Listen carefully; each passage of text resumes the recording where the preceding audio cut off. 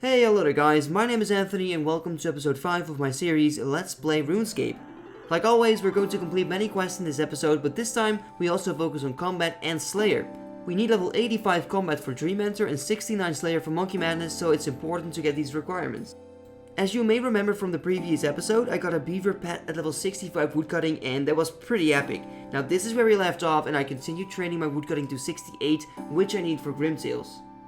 Then I went to the Motherlode mine to get up my mining level. I need level 60 for lunar diplomacy and the golden nuggets also come in very handy. I need the prospector outfit for the hard achievement diaries later on, so this is a nice way to get up my mining. In between I also got a farming level to level 68. This skill is also important for diaries, so it's a good thing that we've started training already. Next I bought some gold bars and diamonds in the GE to get up my crafting, which is also needed for lunar diplomacy. I think making golden bracelets is a very good way to train crafting because you don't lose money and you train 110k XP per hour. That's not a bad XP rate. It was time for another game of Tears of Gothics. Once again I got some great hunter experience and reached level 21. As you can see, I've also reached at least level 20 in all skills, not too bad. For the quest Devious Mines you need level 50 rune crafting. Now I decided to get level 49 and leave 5k XP to train because that will be rewarded from the lunar diplomacy quest. Now, during my runecrafting training, I also trained some magic by doing alching, and after I was done with runecrafting, I had some magic longbows left, so I decided to alch these while standing in the GE and got 66 magic, which I need for Swan Song. For the Devious Mines quest, you need a large pouch, and I want to give you a tip for this one. If you have access to fairy rings, you can use the code ALR to travel to a single combat section of the Abyss. Here you can hunt pouches very easily by killing abyssal leeches. So it was finally time to start questing. I got all skill requirements I wanted to complete some new quests, and I started out with Lunar Diplomacy. For some reason this has always been my favorite quest, because I just like the atmosphere and the background song, which is by the way currently playing on the background. After finishing all the live lessons, I completed the quest and got level 50 rune crafting like I wanted. With this requirement I was able to do the Devious Mines quest, a short but cruel quest. These monks are all innocent and this guy decides to kill them with his bow sword. It's a pretty cool weapon by the way, I really wish players were able to use it as well. Anyway, I completed the quest and got some nice rune crafting and smithing experience, and that is of course always welcome.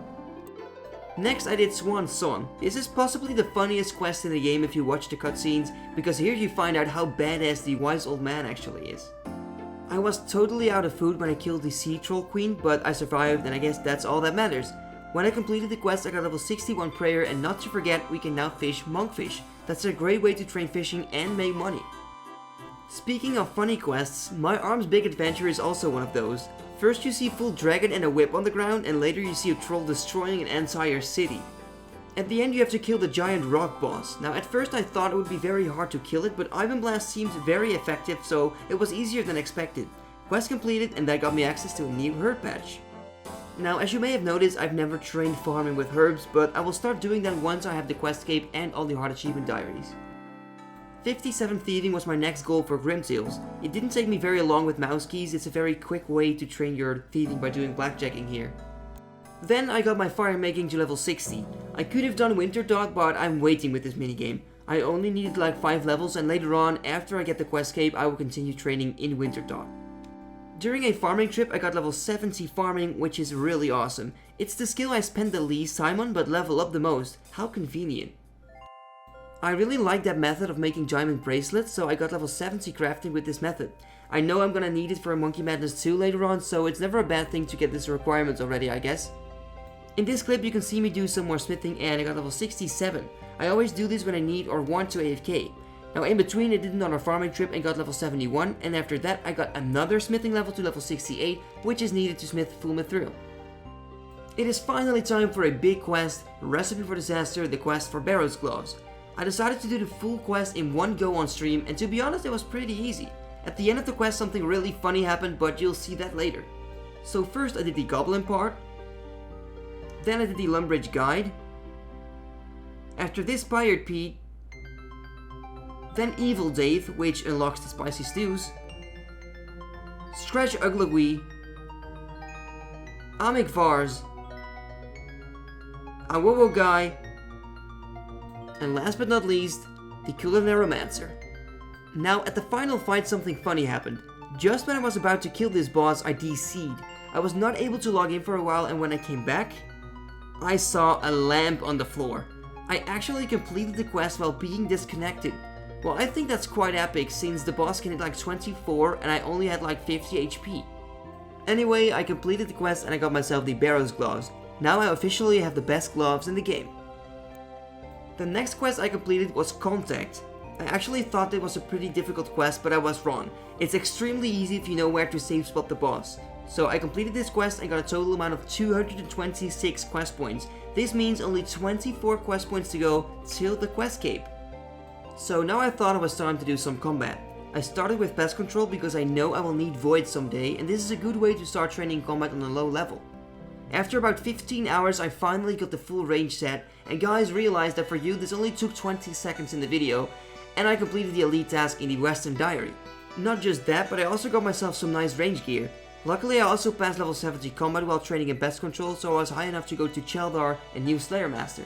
The first task I got was Fire Giants, and I honestly couldn't wish for a better one. I need quick Slayer experience, and Fire Giants have a low defense level and I'm able to use a cannon. Now before I went there though, I wanted the full Armadillo book for some nice range bonus. I did something very stupid though. I thought you needed to complete your first book before you could get the other, but I forgot this was updated. So first I completed the full Zemi book just to buy the Armadillo book. That was kind of a waste of money. Whoops. On my Fire Giants task I got the rarest drop you can get. Yep, a Dragon Spear. Seriously, why didn't I get this on my Iron Man back in the day? But anyways, I picked it up of course, and it will be a nice collector's item in my bank. On the way I got some nice Slayer levels and also Rune Scimitar, a very important drop for Iron Man accounts.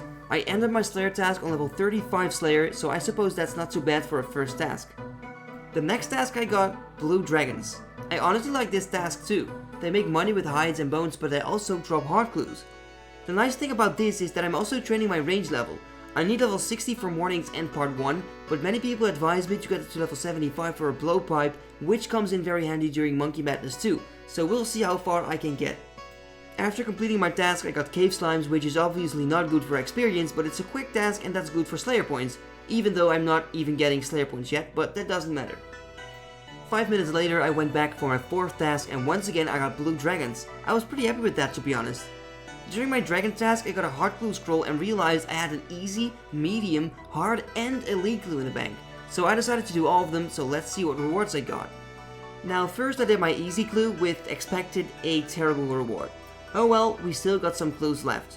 Second, I did my medium clue scroll. I'm sure many Iron Men are just gonna be jealous on this reward. I got a Zemi cloak and ancient mitre. Now they're both very useful items. For me though, it was just a 200k reward, but that's still not bad. Next it was time for my heart clue scroll. On this one I was pretty lucky as well. I got an unholy blessing, which is the most valuable of all blessings. I guess it's my lucky day. Last I wanted to do my elite, but I was not able to complete it yet because I need 50 Slayers, so that will happen later. I've been doing some more farming trips, and as you can see in this clip I got level 74 already. Seriously, farming cape soon? On my Blue Dragon task I managed to get another clue scroll. Now before I completed it, I wanted to get level 42 Slayer, which is needed to complete certain quests. So once I got 42, I took a break from Slayer and completed my clue scroll. Also, this reward is very welcome. I got an Armadillo page 4 and in total my clue was worth 430k gold. Pretty awesome if you ask me. Once again it was time to complete some quests. With my 42 Slayer I unlocked a lot of requirements, and with every quest I can complete now I get so hyped about getting so close to the quest cape. So first I completed the quest The Slug Menace, and that wasn't too difficult at all. Only 23 quest points till the cape.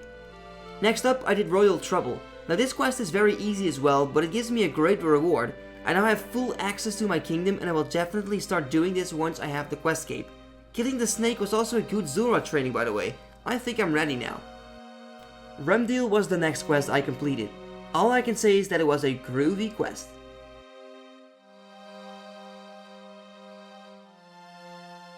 The follow-up quest is Cabin Fever, a pretty funny and easy quest to do. Only the cutscenes were a bit long every now and then, so that was quite frustrating. The Great Brain Robbery is the follow-up quest of the Cabin Fever quest, and I think it's pretty epic. I mean, come on, am I seriously walking underwater? And this is how I killed the boss. Yeah, it didn't attack me. That was scary. Anyway, I completed the quest and used my experience on rune crafting like I always do. After this, I did another quest, Grim Tales. I really think that the Ivan Blast spell is OP. I use it for almost every quest boss and it hits like hell. Not that I'm complaining though. I killed Glod and I got the Golden Goblin. Then I went back to Celas and completed the quest. Now we have one more quest this episode, Wreck and Bone Man. The first part is quite easy, but the second one is more annoying. Let's say that in total I need to collect bones from about 40 different NPCs. They are located all over RuneScape, and after collecting the bones you also need to clean them, and believe me, that takes a while. After completing the quest I got 237 quest points, which means that I only need 13 more points to get the quest cape. So that's going to be it for this episode, guys. On the background you can see me doing another game of Tears of Gothics to get my hunter to 26, and I did another farming run to get level 75. The only quests I will need to complete now are Dream Mentor, Eagle's Peak, King's Ransom, Morning's End Part 1 and 2, and the last quest I will finish, Monkey Madness 2. We're gonna do it in the next episode, guys. We will go for the quest cape. I am not entirely sure when I will upload the next video because it's gonna take a while to get level 69 Slayer and all the other requirements I need to get the quest cape, but I'll do my best. If you would leave a like and subscribe, then it would be amazing, guys. I really appreciate the support I get from you. I would like to thank you all for watching and see you next time. Bye bye.